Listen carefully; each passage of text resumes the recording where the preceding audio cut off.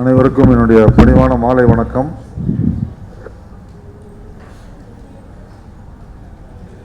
மாதவன் தீட்சண்யா அவருடைய படைப்புலகம் குறித்து பல தோழர்கள் ரொம்ப ஆக்கப்பூர்வமான கருத்துக்களை நுட்பமான பார்வைகளோடு முன்வைத்திருக்கிறார்கள். உண்மையிலே ஒரு படைப்பாளிக்கு என்னுடைய படைப்புகளுக்குள்ளே இருந்து எடுத்து பேசுவதற்கு ஆள் இருந்தால் அதை விட பெரிய மகிழ்ச்சியோ உற்சாகமோ வேறு எதுவும் இல்லை. ஆதவனுக்கு அதுவும் தேவையில்லைங்கிறது எல்லாருக்கும் தெரியும்.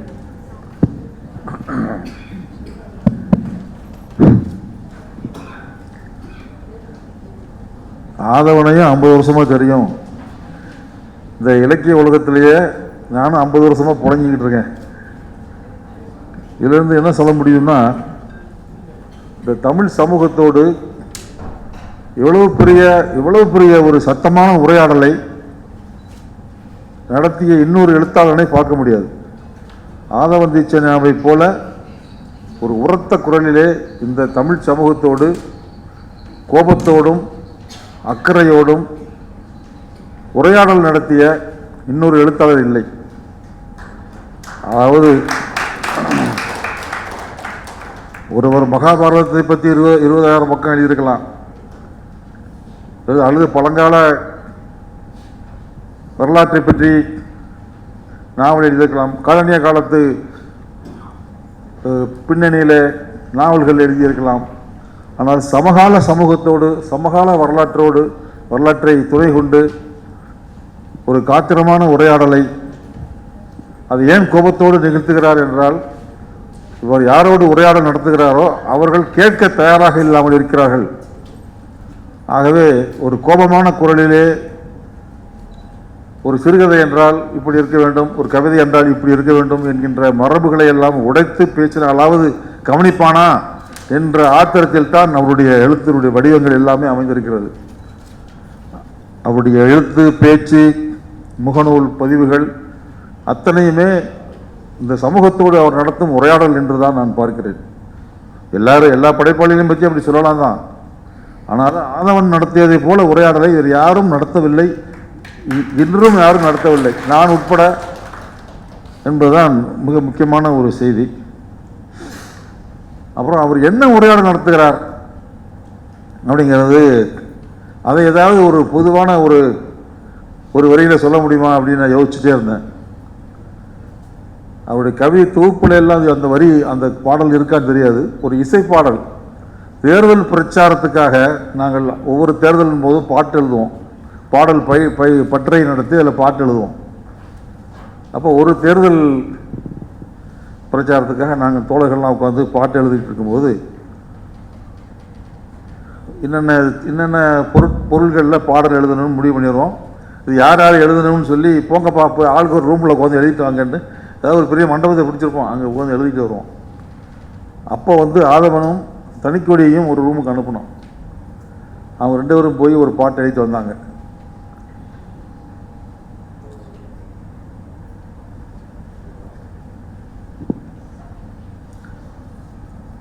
உண்மையில் அந்த பாடல் வரியை பார்த்தாலே தெரியும் அது ஆதவன் எழுதுனது தான் அப்படிங்கிறது தெரியும். ஏன்னா ஆதவனுடைய வார்த்தையை இன்னொருத்தர் ரெப்ளிகா பண்ண முடியாது. இங்கே பேசுனவங்க கூட யாருமே கோட் பண்ணியே பேச முடியாது. அதை டெக்ஸ்ட்டை தான் எடுத்து நீங்கள் வாட்சி காமிக்கிறமே தவிர அது உள்ளிருந்து 2 வரி எடுத்து கோட் பண்ணிலாம் பேசிட முடியாது. அப்படியான ஒரு மொழி தான் ஆதவனுடைய மொழி. அது ஆதவனுடைய பாடல் தான். அது நாங்கள் உடனே பார்த்துட்டோம்.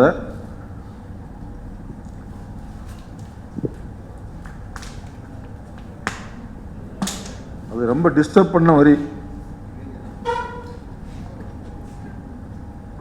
இன்றும் என்னை துரத்தி கொண்டிருக்கும் ஒரு வரி.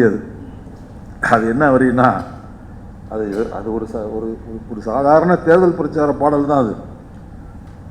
அதில் கூட அவன் விட்டு வைக்க மாட்டாங்கிறதான் இதில் பார்க்க வேண்டிய ஒரு விஷயம்.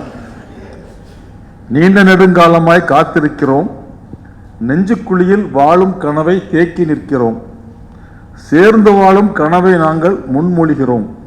3 வரி. அது அப்புறம் உள்ள வரி எனக்கு ஞாபகத்தில் இல்லை.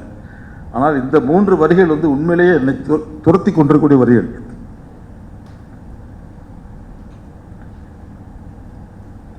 இதுக்கு எதுக்கு சார் இவ்வளவு எமோஷன் ஆகிறீங்கன்னு கேட்காதீங்க. என்னன்னா உண்மையில் இந்த வரி, இந்த சேர்ந்து வாழும் கனவை நாங்கள் முன்மொழிகிறோம்ங்கிற இந்த ஒரு வரியை வச்சு நான் ஒரு 10 கதை எழுதியிருக்கேன். இப்போ நான் எழுதுகிற 10 கதைகள் அந்த ஒரு வரியிலிருந்து கிளம்பிய வரிகள் தான். ஆதவன் தீட்சண்யாவுடைய எழுத்துக்களால் பாதிப்புக்குள்ளான அந்த வரிகளால் துரத்தப்படுகிற ஒரு தமிழ் எழுத்தாளர் தமிழ்நாட்டில் உண்டு என்றால் அது நான் தான் என்று உறுதியாக என்று சொல்ல விரும்புகிறேன். ஏனென்றால் ஒடுக்கப்பட்ட மக்கள் யார் ஒடுக்குகிறார்களோ அவர்களோடு உரையாட விரும்புகிறார்கள், உறவாட விரும்புகிறார்கள், சேர்ந்து வாழும் கனவை முன்மொழிகிறார்கள். அதை கேட்பதற்கு இந்த சமூகம் தயாராக இல்லை அப்படிங்கிற எவ்வளவு பெரிய வேதனை அது.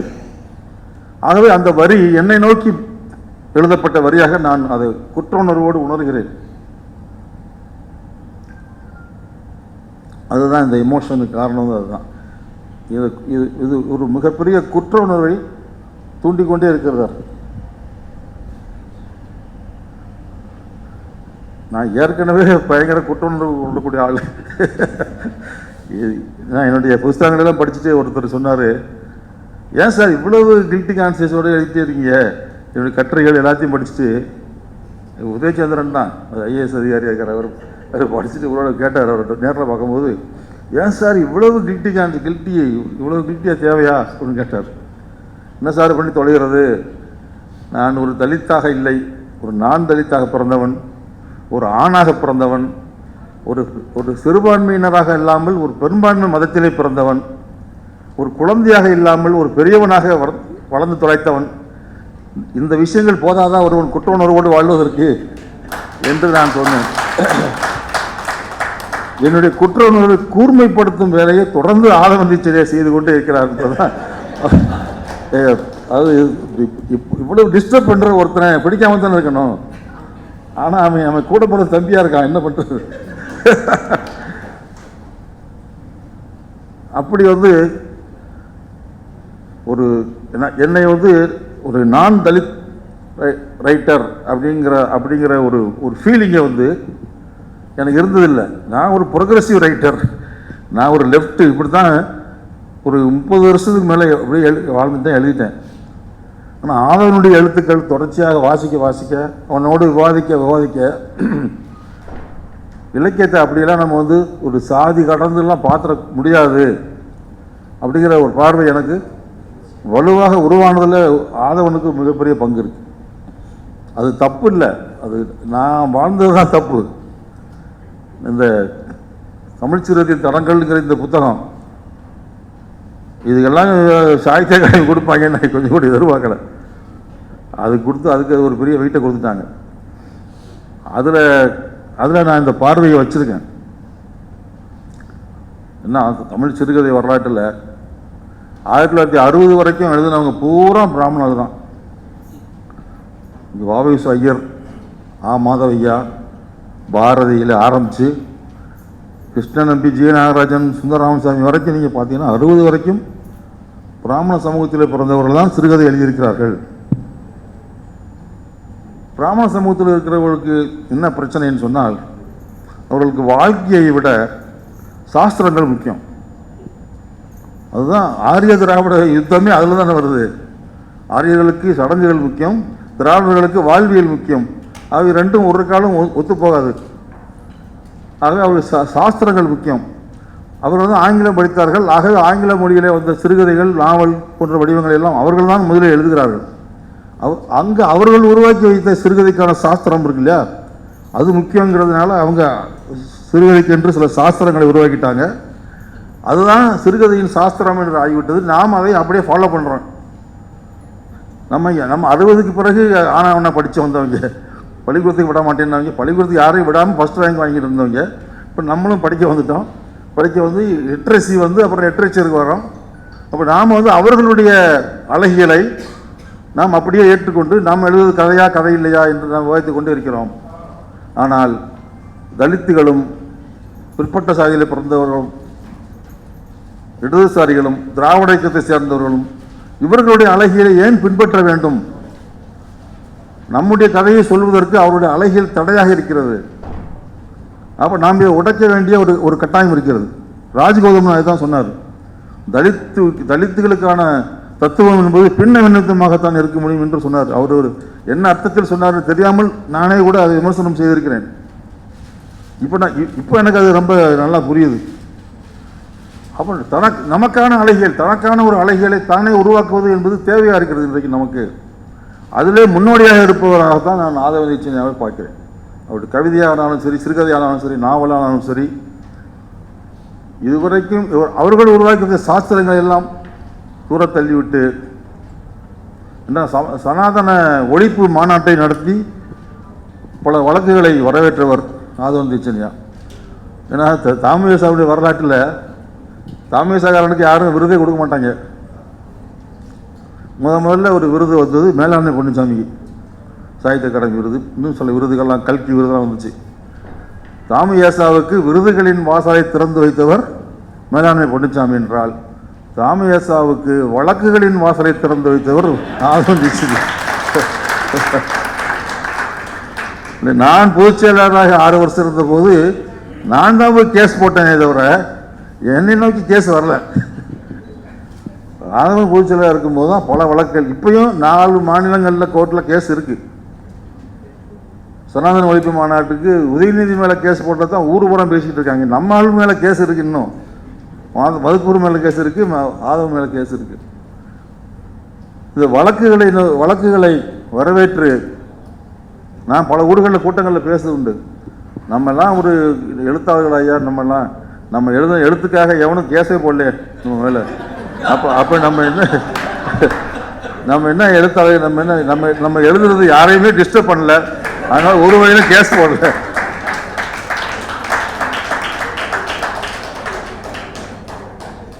எனக்கு தெரிய தமிழ் எழுத்தாளர்களில் முதல்ல எழுதுனதுக்காக கேஸ் வந்தது இன்குலாப் மேலே தான். இன்குலாப் ராஜராஜ சோழனை பற்றி எழுதி அது பெரிய சட்டமன்றத்திலே விவாதமாகி அவர் மேலே பெரிய பிரச்சனைலாம் வந்துச்சு. அது தவிர தமிழ்நாட்டில் எழுத்தாளர்கள் யார் மேலேயும் காவல்துறை வழக்கோ இந்த கவிதை வரிக்கையாக அரெஸ்ட் பண்ணுறேன்னு சொல்லியோ ஒன்றுமே நடந்ததில்லை. அப்படி பொண்ணோன்னு எழுதிட்டு இருக்கிற எழுத்தாளர்கள் தமிழ் எழுத்தாளர்களாக இருக்காங்க. அதில் தான் ஒரு பிரேக்கை கொண்டு வராரு ஆதவன் தீட்சண்யா. மிக கடுமையான மொழி என்று பலரும் கருதுகிறார்கள். அவ்வளோ கடுமையான மொழியில் பேசி நீங்கள் காது கொடுத்து கேட்க மாட்டீங்களாடா பாவிகளாங்கிறதான அவருடைய டோன். அதுதான் ரொம்ப முக்கியமானது, அதுதான் ரொம்ப துன்பகரமானது, வேதனையானது. ஸோ நம்முடைய சமூகம் சாதிய சமூகமாக இறுகிப்போய் இருக்கிறது. அது எங்கே வரைக்கும் எந்த அளவுக்கு இருக்குது அப்படிங்கிறதுக்கு விளக்கமே தேவையில்லை.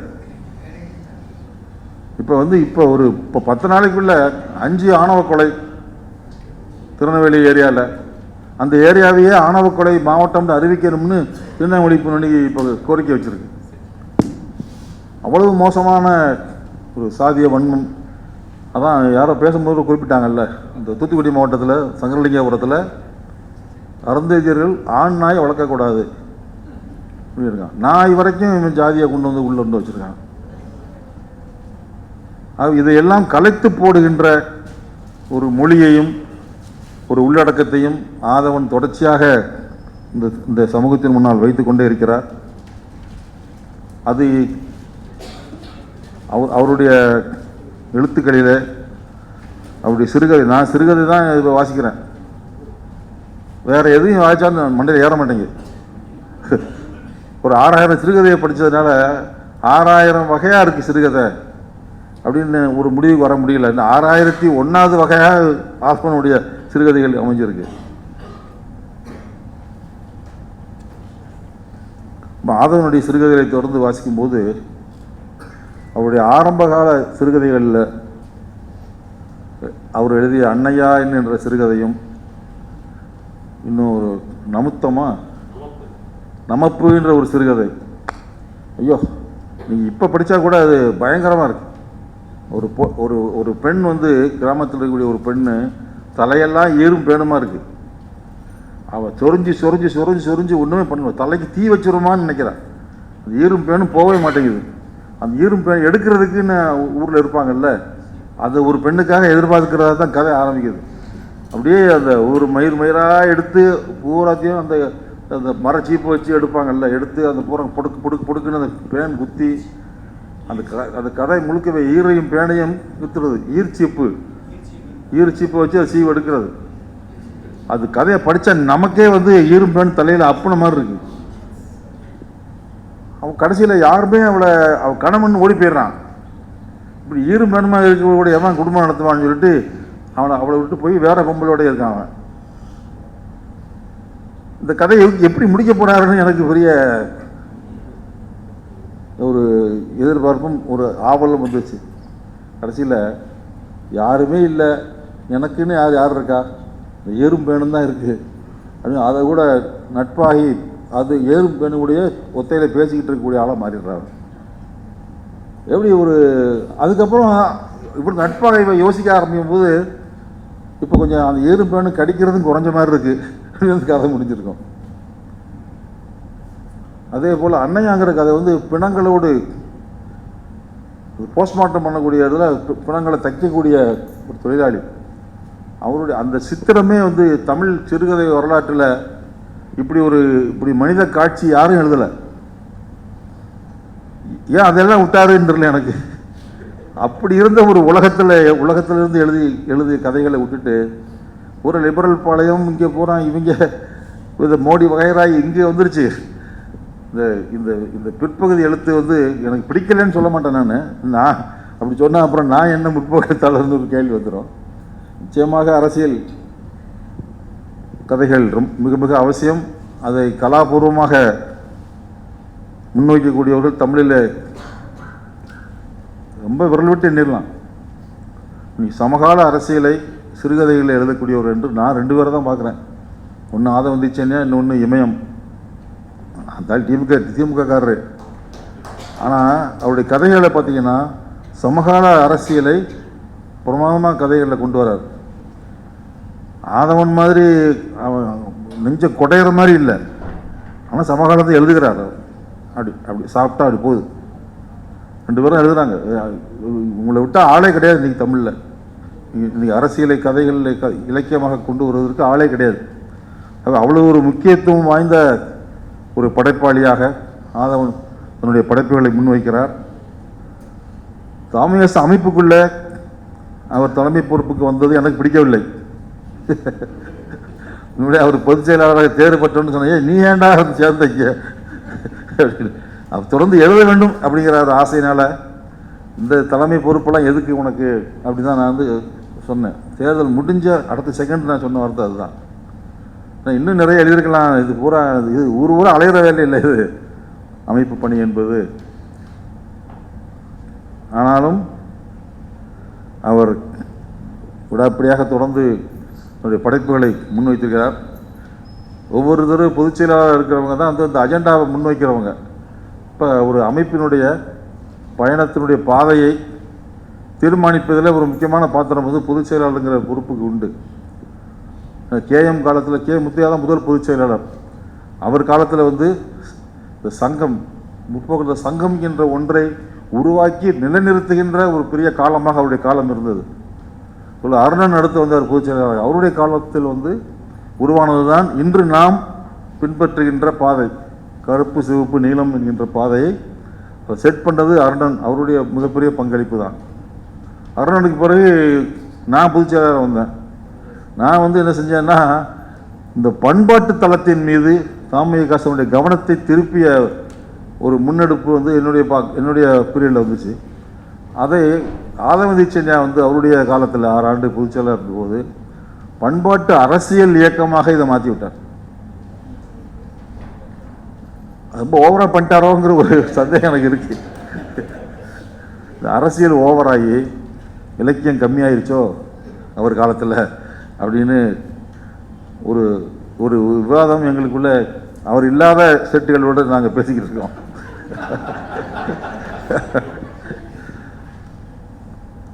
ஏன்னா நம்ம ஏன்னா இப்போ அவருடைய ஃபேஸ்புக் ஸ்டேட்டஸ் இப்போ பூரா திருப்பி பாருங்கள். பூரா அரசியல் ஸ்டேட்டஸாக தான் இருக்கு. ஒரு இலக்கியம் ஒரு கலை சார்ந்ததுன்னா ஏதாவது ஒரு படத்தை திரையிட விடாமல் நீங்கள் சங்கீத தடை பண்ணியிருப்போம், அதுக்காக ஒரு ஸ்டேட்டஸ் போட்டு போகிறத வர படைப்புகள் சம்மந்தமாக இலக்கியம் சம்மந்தமான ஸ்டேட்டஸே இல்லை. பூரா அரசியல் ஸ்டேட்டஸாக இருக்குது. இது நியாயம்தானா அப்படிங்கிற கேள்வியை நான் அவங்க எல்லாருடைய முன்னிலையிலையும் முன்வைக்க விரும்புகிறேன். ஏன்னா எப்படி ஒரு நுட்பமான ஒரு ஆவேசமிக்க ஒரு கலைஞன் தன்னை ஒரு ஒரு மாவட்ட ஆட்சித்தலைவரை போல ஒரு சீஃப் செக்ரட்டரியை போல நினைத்து கொண்டு அறிக்கை விட்டு கொண்டு இருந்தால் அது என்ன நியாயம்? அது இல்லை, சீஃப் செக்ரட்டரியை மாதிரி நினச்சிக்க வேண்டிய ஆள் இவரா சண்முகம் வீரபாண்டியா இல்லையா? நமக்கு என்ன வேலைங்கிறது ஒன்று இருக்கு இல்லையா? ஸோ அந்த இடத்தை சுட்டி காட்ட வேண்டும் இந்த படைப்புலகம் என்கின்ற இந்த கருத்தரங்களை என்று நான் நினைத்தேன். மற்றபடி நான் அவனுக்கு எப்போயுமே பிறந்தநாள் வாழ்த்தை சொல்கிறது இல்லை. எல்லாரும் போடுவாங்க பிறந்தநாள் வாழ்த்துன்னு, நான் போடுறதே கிடையாது. அதே மாதிரி வெட்டிங் டேக்கு இப்போ 2 நாளைக்கு முந்தைய எங்களுக்கு வெட்டிங் டே இருந்துச்சு. என் ஒய்ஃப் சொன்னாங்க, என்ன எனக்கு நீங்கள் வெட்டிங் டே ஹேப்பி வெட்டிங் டேன்னு சொல்ல மாட்டேங்கிறேன்னு அவங்க கேட்டாங்க. அவங்களுக்கு அதை சொல்கிற பழக்கம் இல்லை. இவங்களாம் நமக்குள்ளேயே வாழ்கிறவங்க இல்லையா? அவன் எனக்கு வெளியே இருக்கான், அவன் எனக்கு உள்ளே இருக்கான். எனக்கு உள்ளே இருக்கிறவனுக்கு நான் எப்படி பிறந்தநாள் வாழ்த்து சொல்ல முடியும்? அப்படித்தான் எங்களுடைய உறவு இருந்து கொண்டு இருக்கிறது. அவருடைய எழுத்து பயணம்தான் மிக மிக முக்கியம். இதுதான் காலத்தில் நின்று பேசப் போகிறது. ஆகவே அதை கொஞ்சம் எப்படி குறைக்கணுமோ அப்படி குறைச்சி, ஏன்னா குறைங்கன்னு சொல்கிறதுக்கு நீதி இல்லை. ஏன்னா நாடு அப்படி இருக்குது, சமூகம் அப்படி இருக்கும்போது நம்மளும் பேசாமல் விட்டோம்னா எவன் பேச போகிறாங்கிற ஒரு இடத்துல தான் நம்ம இருக்கோம். இலக்கிய உலகம் இருக்குது. ஆனாலும் ஏதோ ஒன்று செய்ய வேண்டியிருக்கு. அதில் கொஞ்சம் அதை கொஞ்சம் இது பண்ணி இலக்கியத்தையும் கலையையும் அவருடைய அன்னையா கதை மாதிரியான கதைகளையும் தர வேண்டும் என்ற வேண்டுகோளையும் வைத்து வாழ்த்தி விடைபெறுகிறேன். நன்றி.